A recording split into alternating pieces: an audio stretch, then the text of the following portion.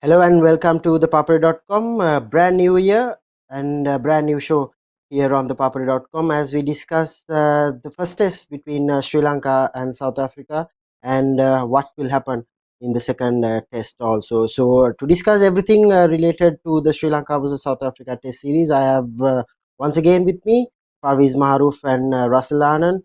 Wishing you both a very happy new year and to all our fans. Russell, first of all, not a good way to end the 2020 year. It was not a good year for everyone in the world, but for Sri Lanka, the cricket team also didn't have a good ending. Happy New Year, guys. Initially, Damith, and all our fans as well. The thing with 2020 is it's kind of a year that we don't want to talk about. Let's always try to focus on the positives and what we have in front of us. But that test match, geez, it really did get away from us, right?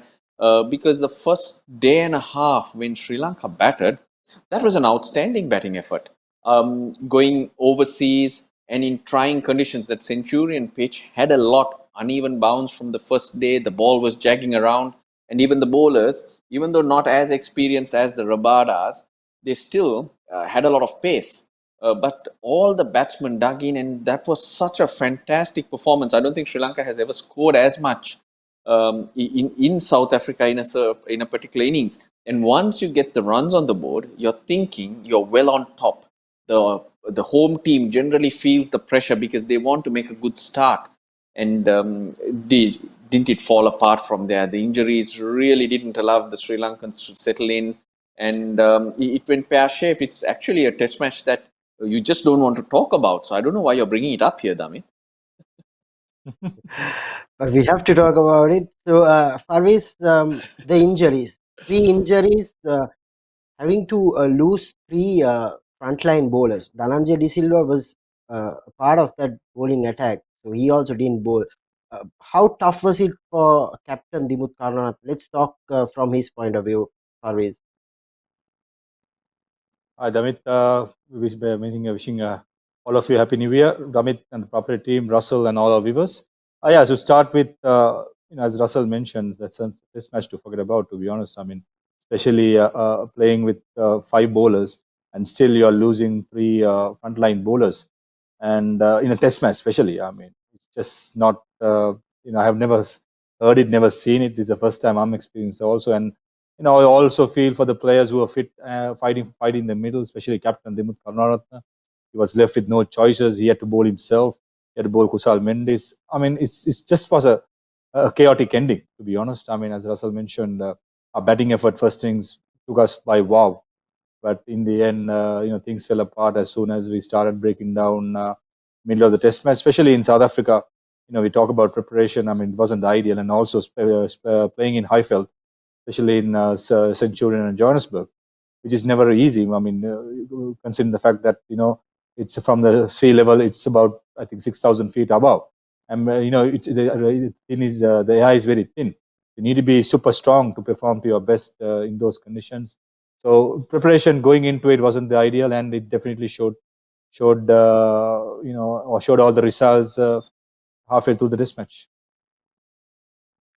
Also, Look, Russell, Damit, before we before we move on, I'd just like to add a point. Leading into that test match, I thought Sri Lanka made lots of good decisions. You look at the team selection; that was a positive team selection. It gave you so many bowling options, which would allow you to hit the opposition hard. You had bases covered. You had Dhananjay De Silva with a bit of off spin, Hasaranga with leg spin. And then you had 4 seamers, so you couldn't have asked for anything more. And then they opted to bat first, which rarely happens when we are on our travels, and when you're not sure of what can happen. You're looking for the second and third day to bat when the pitch settles down a little bit. So Sri Lanka made lots of positive decisions, but unfortunately, players couldn't stay on the park. Maha touched on the bowlers. Another thing, the bowlers, of course, with their muscles, the surfaces are harder. So when you're hitting those legs, hit the pitch, etc., there's a lot more force that goes through. And then again, what really worries me is any player who was performing, who was putting in, was falling down. It happened to the batsman too. So that was the real worry. But going into that test match and that first day, you can't really fault them. They were brilliant in their decision making and the attitude they took into. Farviz, now that the teams are struggling to, most of the teams have struggled post COVID situation with injuries hampering a lot of teams in a lot of games. There's a debate that ICC should allow substitutes.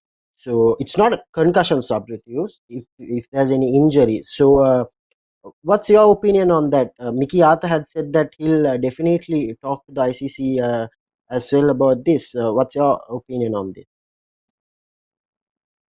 I think I'm in for it as well. That's a new normal.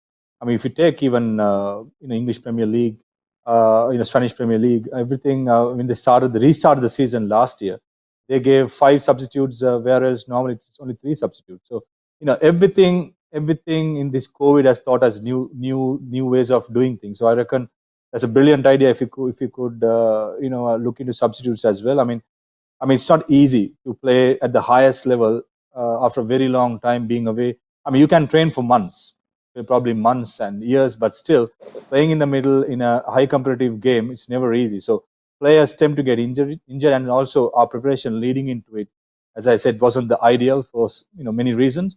So I reckon if you could, definitely ICC could consider those. I think it will only become better for cricket, and the performance of the players will only go higher. Russell, do you have an opinion on that? Because that will definitely take Yeah, away the real test of cricket. Yeah, now just on the note of the soccer, Maha, the 5 substitute, the season went into the summer where the temperatures are really a lot warmer than when soccer is normally played over autumn, winter, and spring. So that was considered when substitutes were given. But in cricket, I'm not a fan of it though, because wearing down the opposition, looking at their strength, those are the type of things that really makes Test cricket or cricket appealing. So if you could take in half-fit players, get some advantage out of them, then use another, that's not a real test for me. So I'm not totally for it. In terms of injuries, etc., the key is for teams to manage their players better, prepare them better, and also try and increase their depth, which some of the teams are doing. So those are the challenges that you will face. Yes, I do understand substitutes coming into it would have really helped Sri Lanka, but I really don't think that's the way forward, because that's part of the test. Can you stand the test of time, and can you stand on the park when the going gets tough? Definitely. And Just to add on that, Farviz, Damith, just just yes, just to add on what Russell said. I mean, I definitely take his point as well. When it comes to injuries levels, you take off some of the most fittest cricketers have been breaking down. You take a person like Umesh Yadav or a Lairu Kumar for a fact. I mean, I hardly see those kind of bowlers being injured. So I reckon, I mean, I'm into not breaking the traditional Test cricket away, but just feel that until the players reach that peak, they need to be given some leverage. That's what my opinion would be. Maha and Russell spoke on the attacking and the good team selection Sri Lanka did for the first test. How do you rate Vanidu Hasaranga? He was a sensation throughout 2020, and before that also leg spinning all rounder, did quite well in the LPL and in shorter formats. He was put into the deep end of Test cricket, playing his first game in Centurion. How do you rate his performance? Was Oh, good. brilliant! I mean, he showed his Was character. something that something we Okay, need to first take note of. we'll, we'll go with Russell first. Okay. Of course. Yeah, his performances are something we need to take note of. He is a street fighter, so he's got that arrogance that you need to compete even with bat and ball. And the way he batted in that second innings, um, yes, he went after the bowling. It's not really what we want, but he did it at the right time. So that says that he does read the game well. So these are things that Sri Lanka can build on, but it's certainly far from the finished article when it especially comes down to his both batting and bowling. There are times that he's going to be needed to dig in. We didn't see that in the first innings, and those are aspects that I'd like him to improve to become that permanent number 7 or 8, which will really add value to the Sri Lankan team. Even with the bowling, he's used to bowling wicket to wicket, which is going to be a key for him. But in Test cricket, he might need to try and buy a few more wickets than what he does in the shorter form.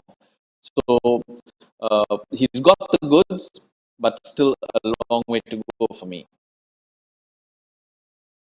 Maha, what's your take on Vanidhu Hasaranga's performance in the first game? I think he definitely showed his character. I mean, Russell used the right word, street fighter. That's exactly who he is. I mean, whenever the chips were down, he was there in the field or bowling some good overs, or else in the way he batted in the second innings. I mean, it was just magnificent to see. And also a brilliant call by the management to have 6 frontline bowlers playing in. Unfortunately, 3 broke down. But still, thinking going into the test match was absolutely brilliant. And also, I feel a little bad luck for Lasith Tambuldine, to be honest. I mean, if you look at the last series in South Africa, he was, I think he took about 12 or 13 wickets.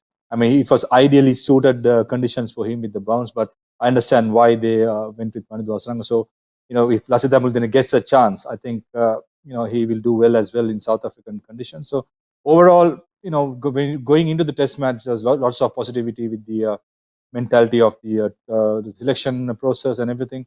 But just that it just didn't, go our way when it comes to breaking down the middle of the test match.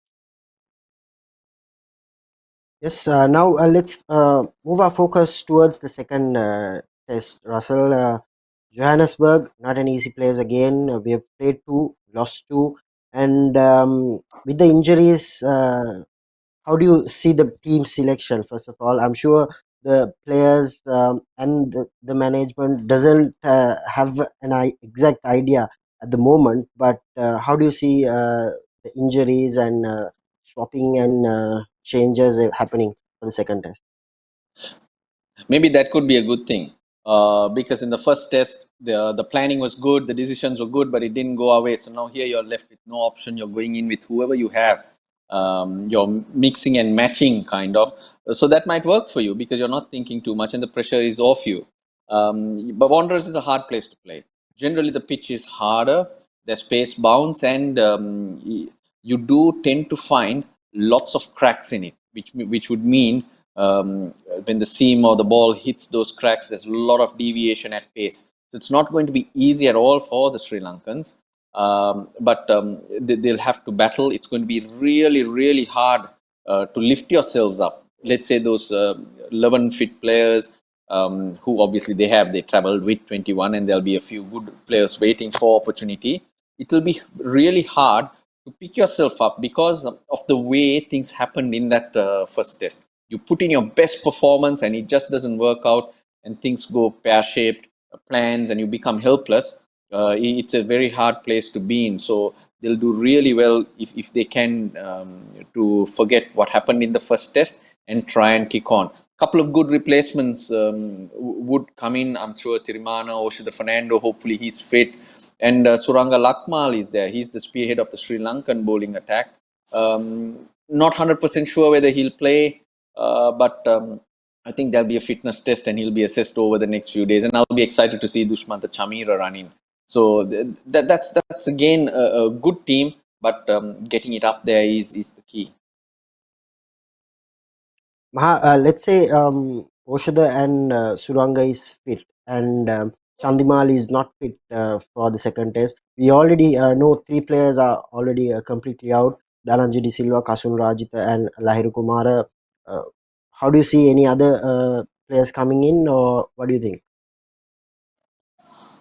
I think I would still like to see the same combination going in 6 batters with Vanindu and Dasun at 7 and 8 and 3 fast bowlers. I mean, Lairu Kumara and Kasun Rajitha, I mean, like to rack replacement. I think for Lairu Kumara, Dushman Chamira can come in, and if Kasun Rajitha, I mean, Kasun Rajitha is definitely out, and only choice is Surang Lakmal. And if he if he pulls up fine, I think he will definitely walk into the team. So there you got three fast bowlers there with Bishop Fernando, Lasun Chanaka filling in some overs, and you got Vanith Weerasinghe batting at 7. The 6 batters, if Osunda is fit, I would like to see him opening the batting straight away and to bat with Damith. And I like to see Kusal Perera in the middle, because I still feel though Kusal scored a 50 in the second innings, it's not kind of a game. I mean, with the new ball, we spoke about the last show as well. You need to dig in. I know it's digging in, it's hard with the pace attack what South Africa has, but if someone can get that job done in the past, that was also the Fernando. So he offers a safe bait, as Russell mentioned, and we need somebody who can dig in and bat for a long period. And Kusal can play his own game at number 5. And if that happens, I think we'll be good to go. Yes, Sri Lanka lost the first test match, but they haven't lost yet. Russell, they are wounded, but I'm sure they'll definitely put up something up in Johannesburg. How do you see Sri Lanka planning out this second game, and what can we expect from Sri Lanka in Johannesburg? Expect a surprise, I guess, because the way things are, you couldn't give them a chance. That's what it feels like, honestly. But got to remember that players like Dimuth Karunaratne, Kusal Mendis haven't fired at all. So hopefully they come good. And if this Sri Lankan team is to compete in this test match, they need to play well. In the first test, who failed are the fit ones, incredibly. But obviously, in this instance, they'll have to lead from the front. Dimuth Karunaratne will have to take a lot of responsibility, not in the field, actually with the bat, and make sure that Sri Lanka gets a good start so that those early nerves are settled. If Sri Lanka feel the pressure early, I think it'll be very difficult to come back. So I think that start setting the tone, both with bat and ball, is going to be really, really crucial to where we go with this test match. Another tough test coming ahead for Sri Lanka in Johannesburg. You've been to Johannesburg, you've played there. How do you see Sri Lanka fighting back in the second game? I mean, we need to start well in all aspects. I mean, if you bowl, if you bat, we just have to dig in. And, the next couple of days leading in the test match is very important. More is not technical, it's all about mental. You need to be prepared, you need to be mentally tough to overcome. And as Russell mentioned, it's never easy losing the first test match, how they did, to come back to compete again, especially in Johannesburg, where South Africans always played well there. And also Kagiso Rabada is back in the squad. So if he plays, it's be another task as well up ahead. So it's a mental game now. You need to be more focused. You need to be fight for fight. You need to do all those stuff if you to perform well. And also, I won't be surprised if we will come back and put up a good show. Of course. So thank you very much, Russel Farveez, for joining with us. The first show on ThePapare.com in this brand new 2021 year. And we hope to hear from you again after the second test. Cheers, Damith. Hopefully, Cheers, hopefully we have a good one too. Hopefully we have a good one. And once again, Happy New Year all. So that's it from ThePapare.com, where we discuss the Sri Lanka versus South Africa test series. So stay tuned to ThePapare.com. We will bring you all the updates and analysis with regards to this tour. So wishing you everyone a very happy new year, and hopefully Sri Lanka will start off the new year with a good performance.